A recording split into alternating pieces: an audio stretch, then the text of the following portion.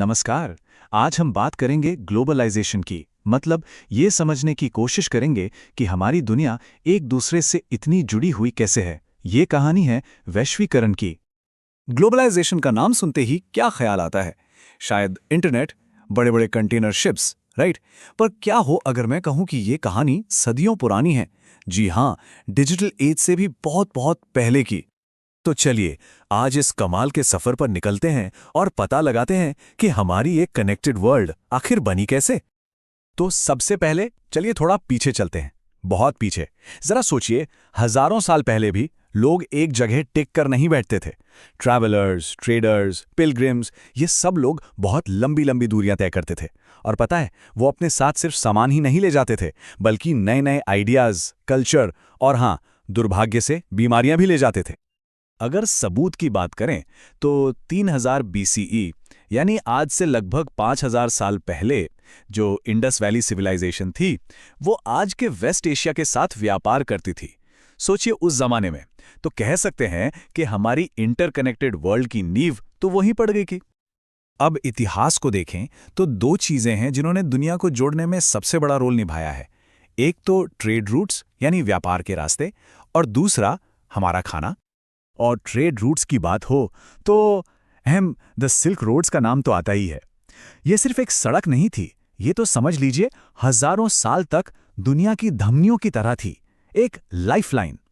चीन से रेशम और बर्तन पश्चिम जाते थे और वहां से सोना चांदी जैसी कीमती धातुएं पूरब आती थीं।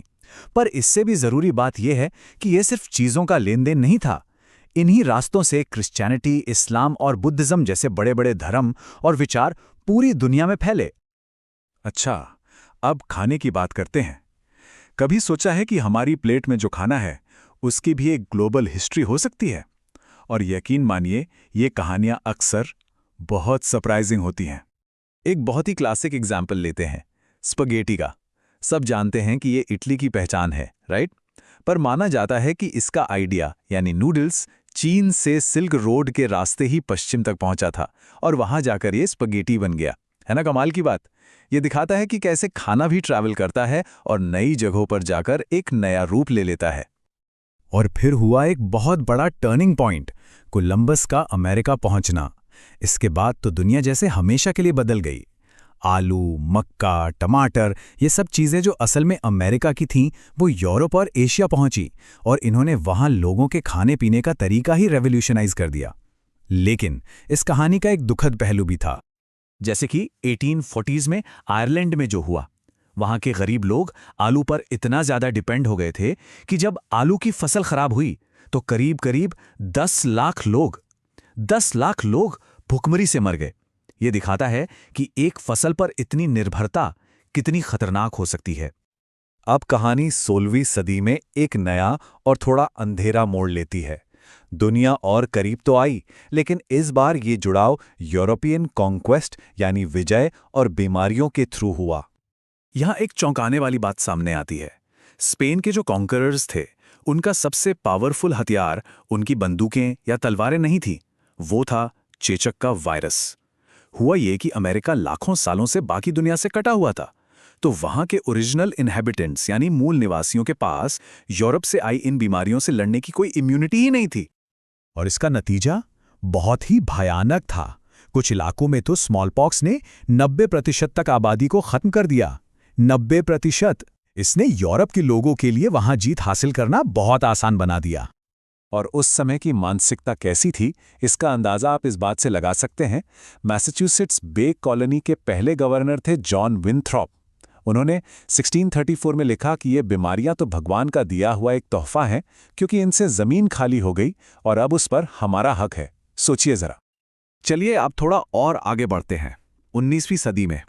इस दौर में ग्लोबलाइजेशन ने जैसे रफ्तार पकड़ ली और इसके पीछे दो बड़े इंजन थे, टेक्नोलॉजी और नई इकोनॉमिक पॉलिसीज।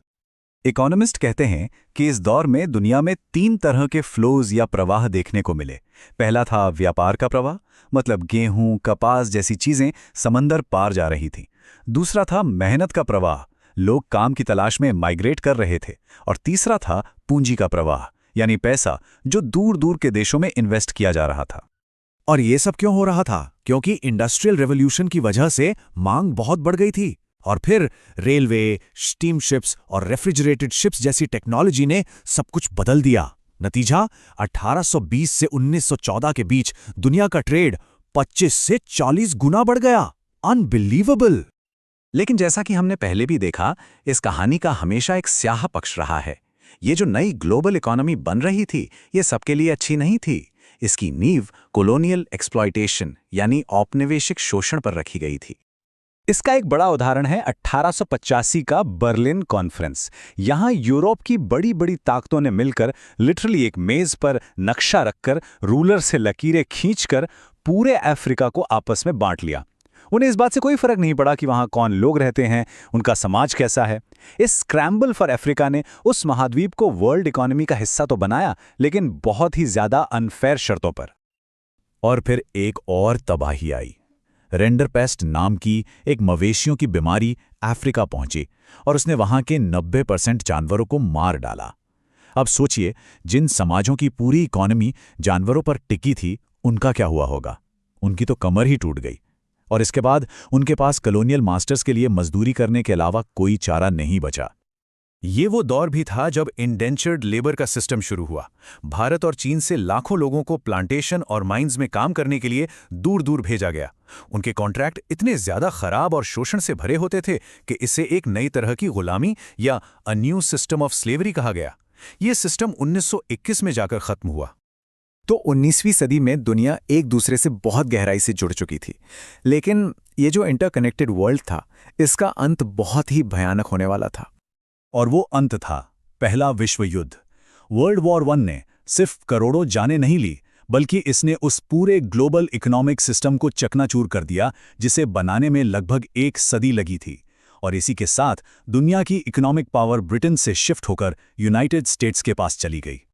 तो ये थी ग्लोबलाइजेशन की एक बहुत लंबी, उलझी हुई और कई बार दर्दनाक कहानी, प्राचीन सिल्क रोड से लेकर 19वीं सदी के शोषण तक।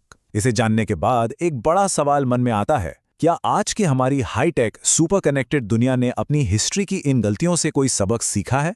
ये एक ऐसा सवाल है जिस पर हम सबको सोचना चाहिए।